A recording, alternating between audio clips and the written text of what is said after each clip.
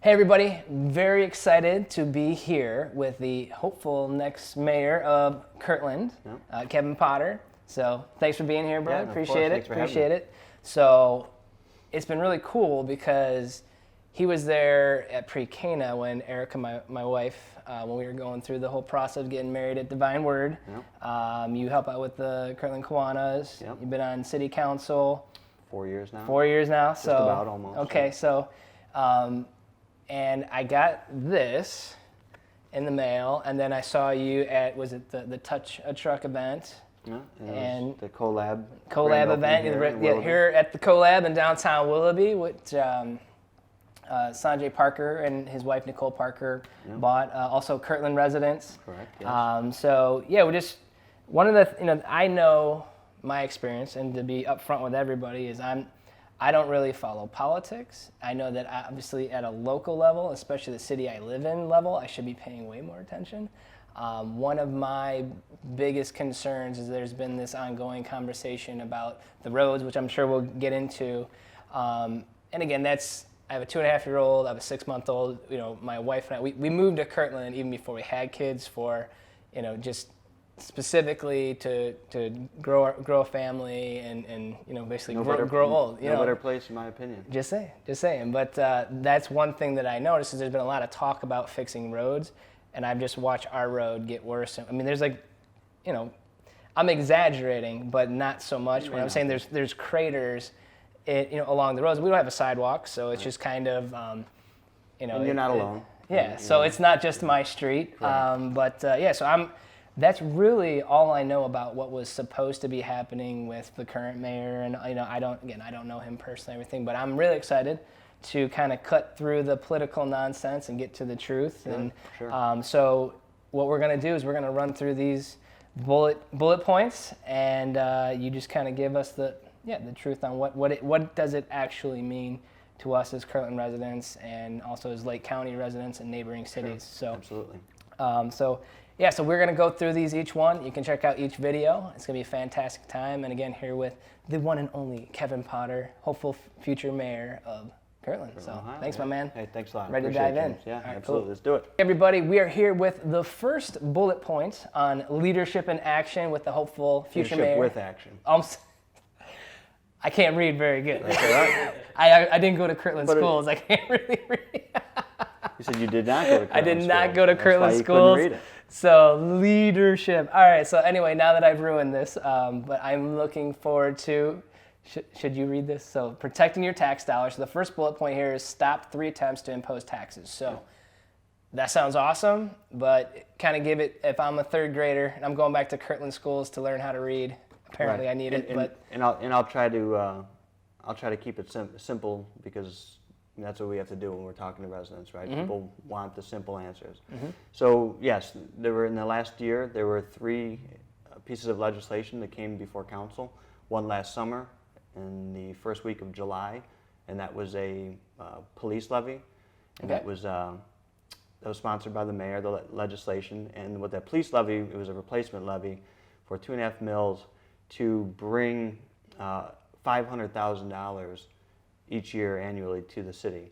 And so what that was in anticipation was the fact that 2019 the road levy is going to expire. So this is our last year for 500. So wait, it's expiring. We still don't have the roads that we were supposed to get. Correct. Okay. So Right. So at the end of this That's year, awesome. this is our last year for road levy funds, and then that expires. So the idea, I guess, was to present it in the form of a police levy, and what that was intended to do would be to free up money in the general fund. So the new $500,000 or so would obviously be dedicated for the police because it's a police levy. Yep. And then that would free up $500,000 That would or backdoor so to the roads. that would normally go from the general fund over to the police department. Now that would stay in the coffers of the general fund and be designated toward the roads.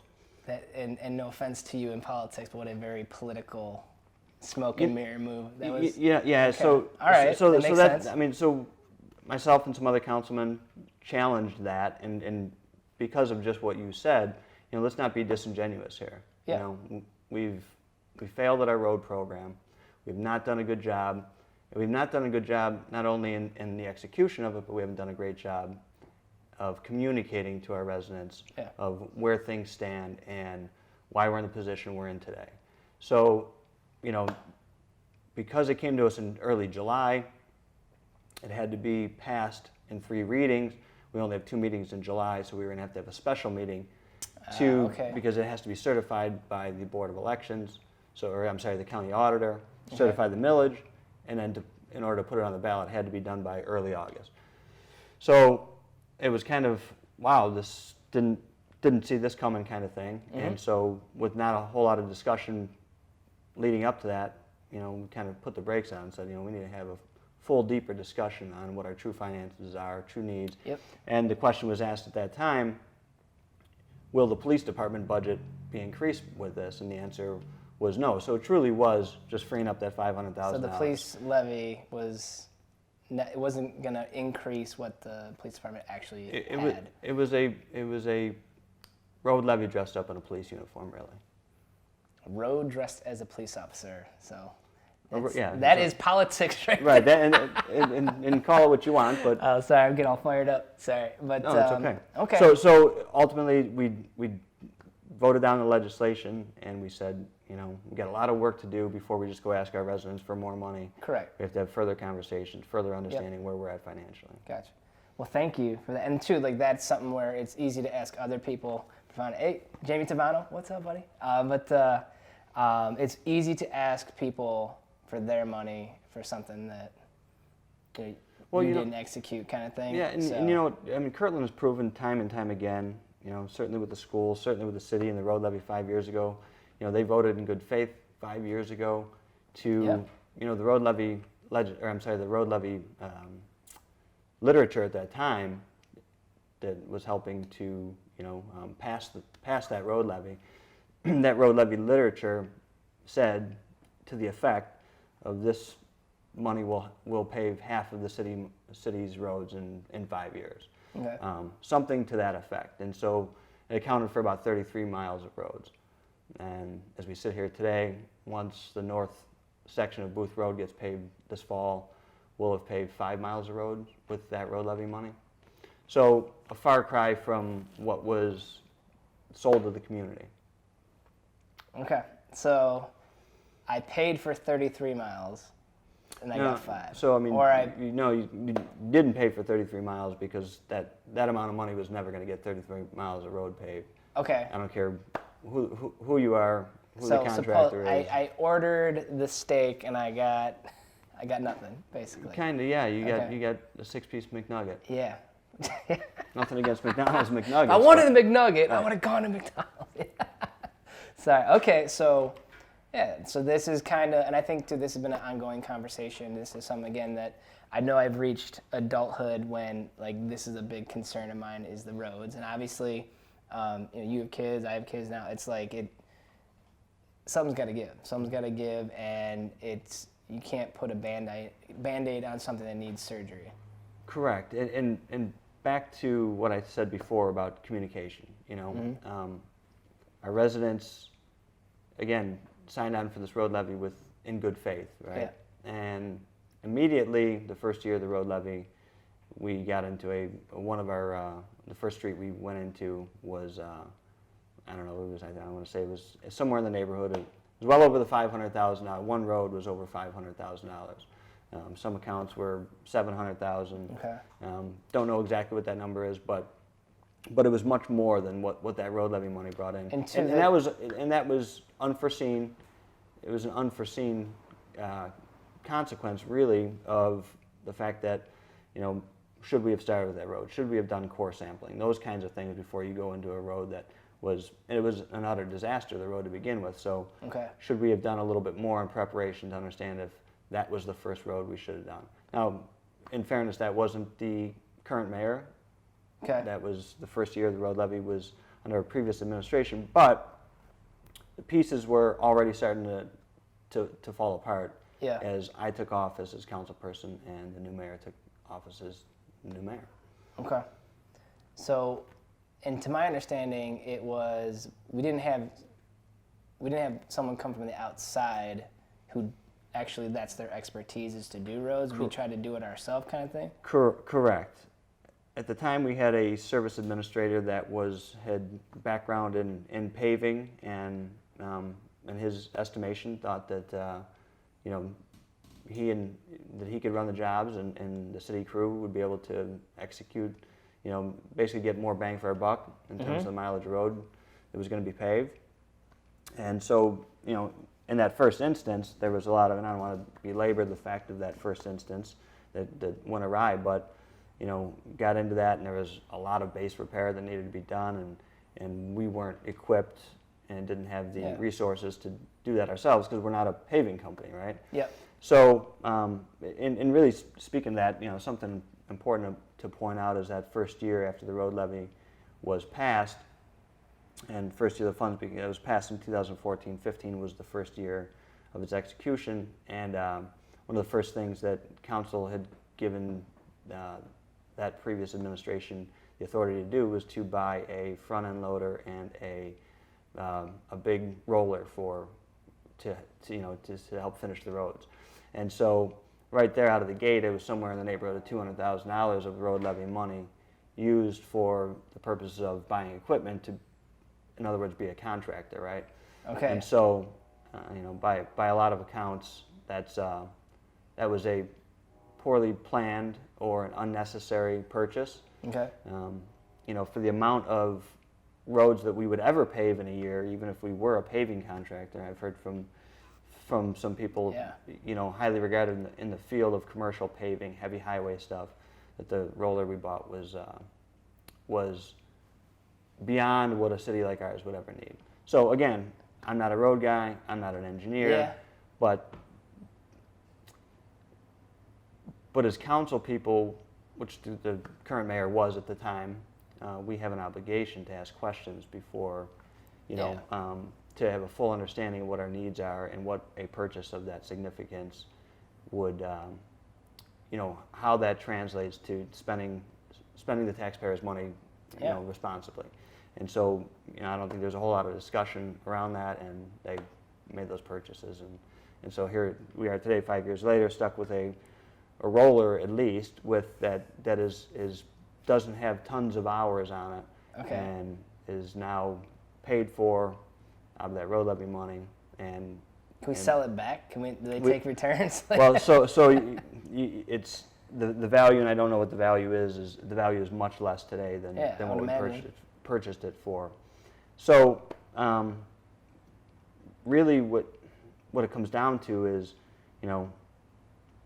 we haven't been asking the questions. We haven't had the dialogue. We haven't sat like this and talked to each other as previous city council with a previous mayor, or even a new city council. I know we're getting off track a little bit from the first bullet point, but I think this stuff's all important. Well, no, definitely, because it's not yes or no to taxes. It's like, what's the story behind Correct, that right. vote, And anybody can say I stopped 3 taxes, but did I stop 3 taxes for some other alternative purpose? Yeah, you're not like taxes no. It's like you're correct. And our residents aren't taxes no, but our residents do expect a return. Well, yeah, and that's for me. Just again, I'm not, and it's my fault because I'm not following city politics as much as I should. To be honest with you, James, you shouldn't have to. Thank you. I would love that. We elect our leaders in our city to do that legwork for us, to have these conversations, to come up with new ideas, to be upfront with the community, tell the community exactly what's going on in terms of taxes, in terms of road plan execution, in terms of our Parks and Rec, all of those things, right? In terms of our snow plowing service, which, by the way, our service department does a fantastic job. I don't think anybody would argue that. Thank you. Our police and fire, which again, in both of those organizations, do a great job. And that's the truth, is that I can't find anything other than the road situation, and then the constant. So like, it's not just the roads. It's just the empty promise thing, the mismanagement of money. That if money's being mismanaged, and like promises aren't being kept, well then now, like, to me, whether it's the roads or it's anything, those patterns of behavior tend to carry on and get swept under the rug. And you said, I mean, I guess I'll state that you said it, I didn't, but Yeah, it really, we got it on tape. right, We're good. it's on We're tape, good. yeah, exactly. So, but truthfully, it comes back to what I experienced early on in city council, and that's, and part of the reason, frankly, why I ran for city council to begin with, attending council meetings, kind of following the issues of the day, if you will. Mm-hmm. And the discussion that led up to, or lack thereof discussion that led up to any passage of any certain piece of legislation. And so oftentimes those pieces of legislation are formalities, but a lot of times they're not. When you're talking about purchasing paving equipment, when You're spending $200,000, you probably want to know when you're talking about what's a new plow truck or a new ambulance or Yeah. a new fire truck, those kinds of things. Dialogue's important, and it doesn't have to be, it should never be, although it should never be, I guess a good word is it should never raise ire and create emotions that make us withdraw from one another. Gotcha. So and that's what's, truthfully, as I've seen a lot of that, and that's unfortunate because we have a lot of really good, hardworking council people. Mm-hmm. We have phenomenal a fire chief and a phenomenal police chief. We have a new interim service administrator, and out of the gate, things are going well there. We have a new finance director who's been phenomenal in the few months that she's had. And previous to any of those positions I just mentioned, we had great people in positions also, but council's job, I've been accused of being a micromanager. Okay. Okay. Other council people, microman. exactly. All right. So, other council people have been accused of being micromanagers, but when you're putting when you're passing legislation as a rubber stamp to put things on the ballot with no conversation behind it, and in turn making promises, in other words, right? Then if you haven't had any conversation around that and just done that, then that reflects poorly on me. And how do I explain to a resident why I voted yes or no on something? Yep. So when I ask the question, what is the need for the new fire truck? How old's the old one? How much does the new one cost? What's the trade-in value? Questions like that. Questions that matter. Yeah. Questions that matter. It doesn't mean I'm anti. I'm not anti-safety and anti-fire department. Correct. But what I am is trying to be a responsible fiscal steward to the residents that elected me. Yeah. And I think that's important to point out. Well, it's so. And it should never raise the ire of anybody to answer those questions and have that engaging dialogue. And if I came to you and say, hey, Kevin, I'm looking for myself, for my family, I'm looking to go buy a new vehicle, you would ask those same questions. Okay, well, what are you looking for? What's the mileage on the car? The first question out of any salesperson's mouth is what are your needs, right? Yeah. And so that is a question for any one of those purchases or any one of those next initiatives is what are our needs? What's our current situation? What are the current costs to run a department or have this many firemen and this many police and this many people in the service department? What are our costs there? What are their costs relative to, with health care, health and benefits included? And those aren't, if I ask those questions, doesn't make me anti-safety. It doesn't make me anti-service department. Oh, it does, man. It doesn't. It does. Stop asking it doesn't make questions. me anti-union. Yeah. And so those are some of the charges being leveled against myself and others is micromanagers, anti-safety, anti-union, all those things that, that really don't. But it's all political play where it's unfortunate. Let's talk about the issues, I guess. Yeah. Let's talk about how we can do better going forward. Okay. Right, and that's really what I've tried to make my campaign out of the gate early. Now we're past Labor Day, and it's kind of full steam ahead for the next 55 days. Who's counting? Yeah. Right. No, that's okay. Very good. So asking questions has started to get you in trouble. Not so much trouble, but like it's. So residents appreciate it.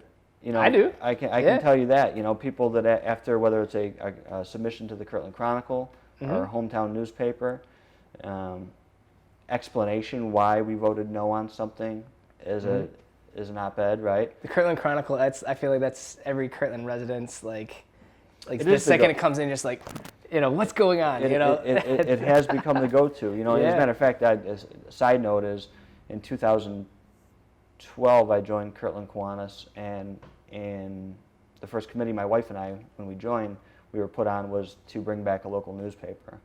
And the Kirtland Chronicle is a result of myself, my wife, and Are you serious? handful of other people on a Kirtland Kiwanis committee. Reached out to a few local publishers, Yeah. and John Karlovic came in, who's the owner of the Kirtland Chronicle, Geauga Maple Leaf, Daily Legal News Service, and the Chesterland News came in, and it seemed like you gave a great presentation, seemed like a great fit. Yeah. And so, yeah. And so you probably asked him so some questions. in turn, right, exactly. Probably absolutely. got the details. Right, exactly. So Kirtland Chronicle actually is a part of the Kiwanis effort. Thank you. And yeah, so All right. and so it's been a great tool Yeah. for our residents to kind of get we the moved, pulse we and moved get the in understanding end of of what's going on. 2013, so we're spoiled. Yeah, We're just so, used. right. You just came in. We're and used you had to the it. Chronicle. So Right, okay. and because it had been a handful of years since we had a newspaper. Last one was Okay. the Kirtland Gazette, and I'm not sure which year that closed down. Okay. But just a few years before. But Kirtland's a small town. It's a Mm-hmm. hometown, and people look. They want to know what's going on. Local sports, local politics, Yeah. local organizations. What's Kiwanis up to this month? What's Boosters up to this month? I will say the Kiwanis, because I've done a lot of different community things, mostly in Lake County area and everything, and I will say Kirtland Kiwanis is like in a good way a beast. I may be a little Yeah. partial because that's really was my early beginnings in getting involved civically. Yeah. Was the Kirtland Kiwanis, but participated in countless projects with Kiwanis that have been in an effort to fix roofs on city buildings, municipal buildings, or pavilions or gazebos, painting fences, scraping cemetery fences and painting them. So city service department didn't have to put their resources toward it. Countless projects at Kiwanis, and then also just raising money, for our local youth organizations, right? Yep. Somebody comes to Kiwanis and they haven't been able to, or they're not able to afford to the fee, whatever that fee might be, to join the football team, right? Kiwanis silently, right, anonymously. Yeah. I shouldn't say anonymously; it's just not published, right? Yeah. It would Yeah. help many families. Yeah. That's awesome. So basically, yeah, not out taking credit for all the good stuff. And that there's you other do, organizations. I mean, there's the boosters, the athletic boosters, the music boosters. Yeah. There's the Kirtland Education Foundation. Okay. There's obviously Kirtland Area Service Council. There's the American Legion Post. I mean, lots of organizations in our city doing great things. The Garden cool. Club of Kirtland. Okay. Yeah, JJ's 2.5, Julia's 6 months, so very soon I will be getting launched into your world of come to a meeting. If nothing else, a new prospect gets a free meal at least. Okay, cool, free meal. I'm in. So, well, cool. Well, anything else because what we can do is, this will be part of a kind of just a general conversation. But anything you would add before we kind of start bullet pointing some of these things, obviously, and thank you for the background. It's next to impossible to make the right decision unless you ask questions. You can't. If you're not asking the right questions, you can't get the right answers. And so thank you. This is helping me confirm kind of what I had an inkling, what I was assuming about the situation. Residents don't know. I guess the short answer could be we're not that dumb. We're don't not that dumb, are we? Are we? I don't know. Maybe we are. No, you are not. So. Clearly, you are not. And so, so residents at the very least expect council to not be a rubber stamp, and that's what we've tried to change. Awesome. And that's what, if elected mayor, I fully anticipate and expect whatever the new council is to ask those same questions. It's checks and balances. I mean, that's the whole. But truthfully, there will be thing. I anticipate there being a lot more upfront engagement, collaboration with council before they just see a piece of legislation. Will you have a collaborative meeting at the CoLab? Absolutely. All right, Even though we're in Willoughby, we can. I'll tell you what. One of the things on the economic development side, and we can wait till the end, but one of the things I want to do is start an economic development roundtable.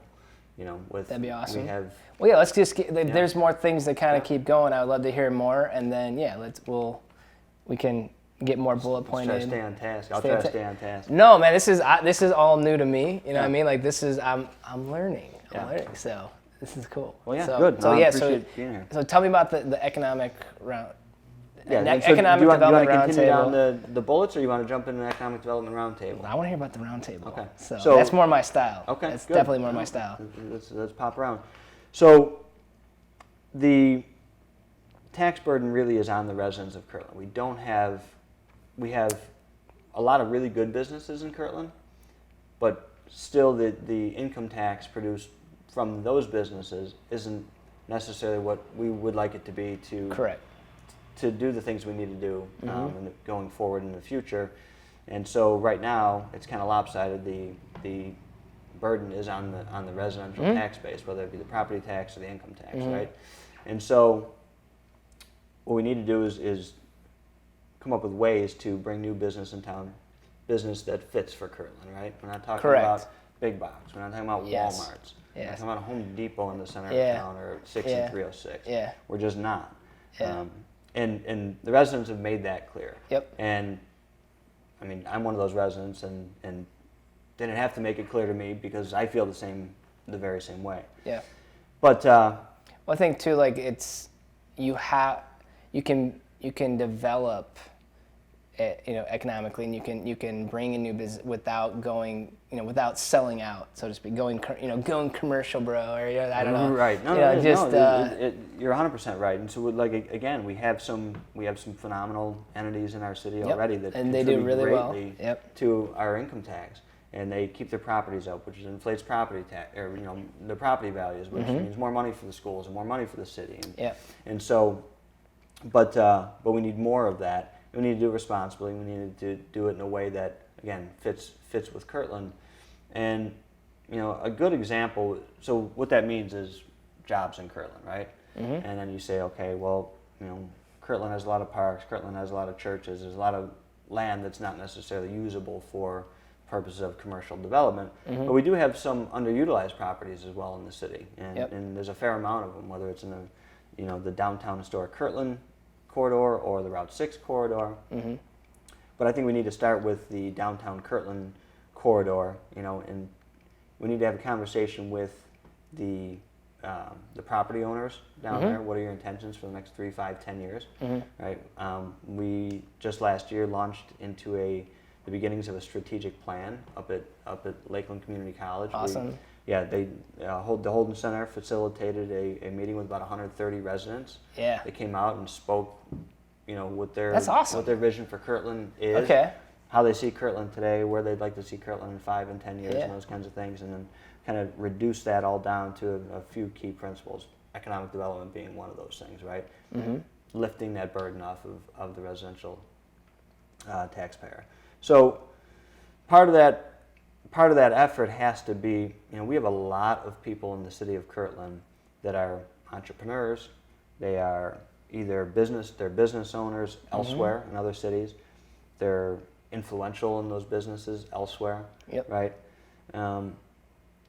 So not tapping into that talent that resides right within our city. Oh, there's tons of talent. And so Sanjay Parker being one of them, that bought this, but him and Nicola bought it. They're two of the most talented people on the planet. Exactly. And so people James I am okay. Right? I didn't go to Kirtland City Schools, but you live in Kirtland. Right. You're a Kirtland taxpayer, and we appreciate you being here. But so there are a lot of people in our city that not only can but are willing to do more and for no cost, right? Yes. And so part of that idea of the economic development roundtable was creating that, kind of committee of, call it 9, call it 13 people, whatever we decide that is appropriate. We have developers, we have financial people in the city, we have attorneys, we have accountants, we have people that can really help spur and kick off some ideas, right? Yep. So who are we? And two, what do we want to be? How do we get there? Yeah, and it directly affects us. Like whatever decision is made directly affects us and our families and our neighbors. It's not a consulting firm from downtown Cleveland or from Westlake. It's Kirtland residents that have the knowledge, have the time. Maybe they don't have the time, but they're willing to invest some time.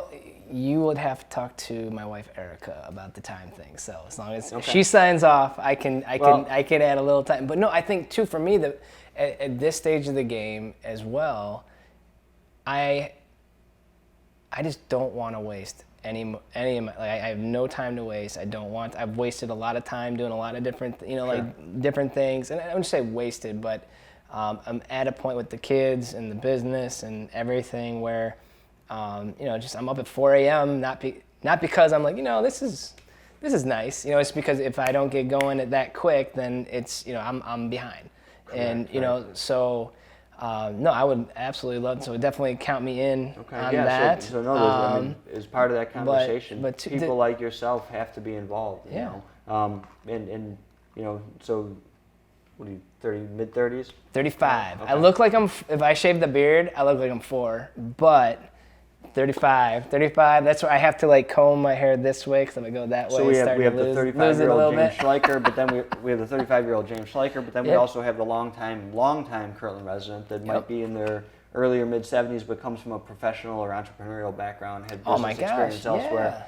And we need to have those conversations. And there's so much experience and wisdom in that. It's like, and that's just it. So I guess, and I never thought of it until you are just talking about it just now. But it's kind of like, we have the gold mine, and we're just not digging. We're literally sitting on our own gold mine. No, we are. I mean, we have Lakeland Community College. What an institution, right? We have the Kirtland City Schools is a breeding ground for success, and people constantly are moving back to the city that they grew up in, as a housing stock. I will say the real reason we moved to Kirtland, I mean, I liked Kirtland. I love it now. My wife was from Kirtland originally, so she kept, we were looking at houses in different cities. We just magically kept coming back to this house in Kirtland. I'm like, what is it with this house? Now being married this long, I understand that that's where we were going. No matter what, sure. But she was right. She's always right. The wives are always right. So, but sorry. I got to give Erica credit for that. Absolutely. A good friend of mine on my wedding day, his father told me, you have to remember 2 words, and that's it, and your marriage will be a complete success. Yes, dear. Yes, dear. Yes, dear. Got the same advice from her grandpa. And a week from today, that'll be 20 years ago that he told me. My man, congratulations. Yeah. All right, awesome. So just in terms of economic development, circling back to that, or staying on task, an accounting firm with a payroll of $5 million, which those aren't uncommon, right? Mm-hmm. That can produce $100,000 a year in income tax for the city. Okay. An accounting firm with 40 or 50 employees producing that $5 million in income, translating to $100,000 in income tax for the city, is not a big footprint, in terms of the space that they would need. Correct. And it's not a whole lot of stress on our infrastructure either. Yeah. So we had, and I'm not saying that we're going to have Arthur Anderson lining up down 306, right? Are they still even in business? I'm not sure. But what I'm saying is you set some goals, right? You have the conversation. What is doable for downtown Kirtland? And why I'd say downtown Kirtland is because that's where we have our sewer system, right? Okay. And so we focus on building up downtown Kirtland. Ancillarily, hopefully if that's even a word, ancillarily. As an ancillary effect. Sounds about right. As an ancillary effect, you could get some, if there's not a property in downtown Kirtland for whatever business might want to come in, generate some interest, well, there's places along 306 or Route 6 at the south end of town. I always, again, at night, I've told Eric this in the past, but just like the corner across from Angelo's, the 306 routes, like that corner right there would be awesome to have. It will be, and it's, it will be. That's right. That's right. No, it will be, and so what I don't like is just hanging our heads and saying, "Well, we don't have sewers up there, so nothing's ever going to be done." It's how do we build, how do we grow, how do we work together to, do what needs to be done, whether it's a packaging plant up there or someday extending sewers up to the Route 6 corridor, through economic development in downtown Kirtland, utilizing our sewers, because however long ago the sewers were put in downtown Kirtland, the idea is to spur economic development to pay for those, right, and to lighten the burden on the residential taxpayers. We haven't quite done that. We've got couple of pretty new and exciting businesses in downtown Kirtland. One being the Kirtland Creamery. I'm sure you've been. Yeah, man, that place is jumping. If you haven't been there. Yes. And so Julia is always crying every time we go through the drive-through. So they probably know us. They're like, oh, that's the screaming car. I bet there's a few of them. I want ice cream. Right. There's a few of those screaming cars, I'm sure. Yeah. But so yeah, I mean, a little gem in downtown Kirtland, and if nothing else, to bring some excitement and some beautification. It's awesome. To that, and then we have our Kirtland Veterinary Hospital. That's that thing is cool looking. Right, and so that's been an existing long-time business up on Route 6. Okay. That has, is reinvesting in Kirtland. Has a phenomenal clientele in Kirtland. They've got a tremendous track record as a business, and so they've served this community so well that now they needed to expand, and so that's where they're doing it. That's the way to do it, Kirtland, man. And that building is beautiful. It's a giant facelift for that area, Absolutely. and I feel like too, it's just like going, just that the plaza, it just. Yeah. So there's, I mean, I'm sure at one time it was fantastic looking, but it's kind of depressing. And if you're looking left towards the school, you're like, oh, this is awesome, this is fantastic, and then you look right, and you're like, oh man, we could. Yeah, and that's where, again, not knocking. No. However, they've never wronged me in any way, but it's just. Of course you're not, but what are we doing to engage the property owners, the existing businesses? Yeah. To build around that, to make other things looking nicer, so that everybody can grow together. Right. It's like and two, like, I mean, the whole concept of this I am a team workaholic. I'm not I'm a team. Like, it's like, if we can do it, so just like that economic roundtable, like if I can do it, like maybe like 10 of us could do this, and maybe we can mastermind this. And that's where this, I mean, the whole collab idea just came. We had a mastermind roundtable that we were just, again, bouncing ideas, but it's like, it's not about, how can my business succeed? It's like, how can I help your business succeed? Or how, it's not. Because when yours does, and I'm doing everybody mine wins. right, then mine will too. Yeah, and then there's that sense of loyalty where it's like, you're not worried about if the business next to you is doing well, because I want to be the number one salesperson for every other business that I know. They're good people doing good things and all that. So and then you have that sense of camaraderie. I mean, just with the schools, how you have that sense of camaraderie, and I'm not even there yet, and it's like, and out of those efforts comes ideas, right? Mm-hmm. Out of those efforts comes collaboration. Yep. You've been a part of it here, right? I mean, this is phenomenal. And so I think it's really important at whatever level, whether it's at my own work over here in Willoughby, right? Whether it's at Divine Word Catholic Church, who I'm a part of, or whether it's in Kiwanis, or whether it's in my own family structure, right? Or whether it's in my neighborhood. It's when we work together and we don't put egos and personalities aside, right? It's a hard thing to do. And it is sometimes, but better things will result as or will be the result.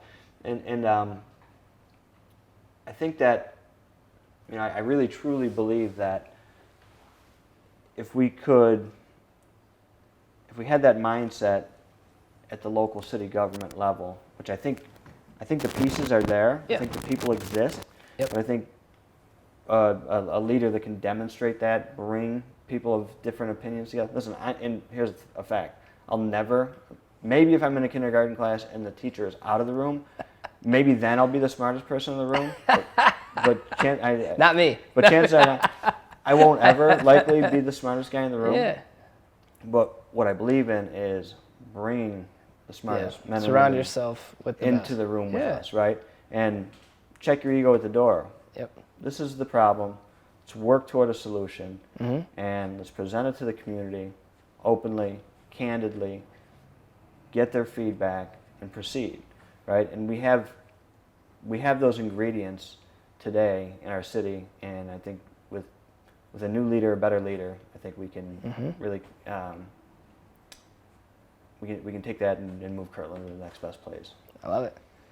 So a new leader. We said new leader and a better leader. Yeah, new leader and frankly, yes. I mean, Yeah. I intend to be. I wouldn't be running for. I wouldn't be running. You're for not the running position. because you're like, I'll be okay. Right, But yeah. And that's exactly it. So to be in a position, the humble position of being the mayor of Kirtland, we're not a ruler, right? Yeah. But getting that feedback and getting that reciprocation and respect from other council people, department heads, members of the community, that's how you build a team. Yeah. And two, it's one thing to build a team. Yeah, you gotta build a team, but you also gotta. It's like you gotta push the team, and you gotta let the team push you. I mean, like you gotta win. Right. I mean, like it's and two, like for me, it's did we get results? And to this point, the answer has been no. So obviously, we've got 5 miles of road. You got 5 miles. So like JJ, Julia, we're gonna go play on the 5 miles. About to find it, But no, I think that you got my vote, so thank you. And then obviously it's the results. You got 54 days to change your mind. 54 days. Okay, all right. So just if you got any smoke and mirror tricks you want to pull in the next 54 days, then I'll question it. But again, if all I've heard about since end of 2013, since I've been a Kirtland resident myself, is the roads. And that's just one thing. That's just one thing. And that's a piece of it. And you wouldn't, if we were sitting here today talking about how 5 miles of roads have been paved, and we expected or we were told that 33 miles would be paved, but in the process of only getting 5 miles of roads paved, we did a better job of reaching out to the community. So here's what's going on. Here's what's going on. Truth. Here's what's going on. Yeah. And I will not say that anybody has hidden the truth or shaded the truth, but how we've communicated the reality, right? Yeah. And oh no, let's not talk about reality. No, let's not do that. So no, yeah, no, just kidding. We don't live in reality. Yeah, we live in our Kirtland bubble, remember? Right. So okay, so no, well, thank you. Sorry, and I keep coming back to this those is good. roots. This is, I would prefer to have a conversation like this versus standing up at a podium and reading a list of things that Kevin Potter either has done or promises to do or thinks we can do. You have a very hard time tooting your own horn. So that's where permission, I'm gonna try and toot it for you. Okay, well, too. But thanks. because you don't rise to leadership positions, whether it be city council, Kiwanis, especially in those volunteer organizations. The only way to get things done is you have to show up, and when you show up, you're fully present. You're not just sitting around, but hey, look at me, I'm helping the community because I showed up today for an hour. Kind of thing. Like it's not about identity; it's about purpose, right? Okay. And I think for a lot of us, especially in our earlier days, what is my identity? What do people think of me as? Right. And today, I try to think of more of is what is the purpose? And if it doesn't mean you got to run for mayor, doesn't mean you got to run for city council to have a purpose, right? Yep. But helping the neighbor, helping a friend, calling mom and dad, right? Stopping on the side of the road and picking up the plastic bag that's blowing around or the knocked over garbage can. Yeah. That all plays into our purpose. Only when it's dark out. Oh, it's dark. Right? 'Cause I'm that humble. I don't want anybody to see me doing good in the world. Right. So no, I could tell, like every time you start to kind of give yourself a I think it's an Irish thing. Yeah, I'm with you. I think it's an Irish thing. Spent so many centuries with a lack of vitamin D with all the clouds over there, and under the rule of the British thumb. We start getting a little bit of self-confidence. Yeah, and we put it back down. No, Get back down there. Get back down there. Yeah. But no, but that's awesome. Kirtland is the place that has given me, where I feel like I'm growing into my purpose.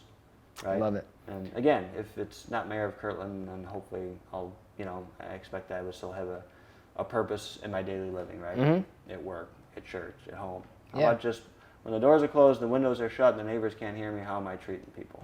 Right. Yeah. And what do you? And my wife will tell you, always great. Right? He's the best. Right, right. Yeah, I don't know about you.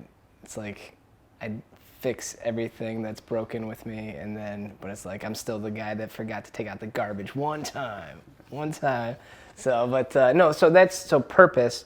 So when you get elected, the purpose, I guess, like what is like what's the legacy? You know, like when you say purpose, I think like legacy kind of comes to mind. So like when it's all said and done, man, like we're hanging at the collab and we're 100 years old, right? And we're like talking about the good old days, right. You know. And so what did the 4 years what did the 4 years on city council mean, and what did the 4 years of mayor mean to you, or to the city? More importantly, right, to the city of Kirtland, right? Yeah.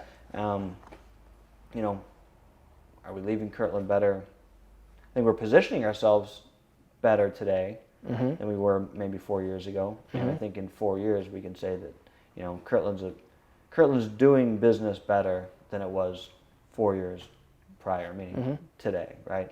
And then at that point, you know, if there's somebody else that should be the next point person to take over, has the next vision for that leadership role, you know, then so be it. But you know, let's focus on what we can get done in the next 4 years. You know, let's come up with a plan to fix our roads, right?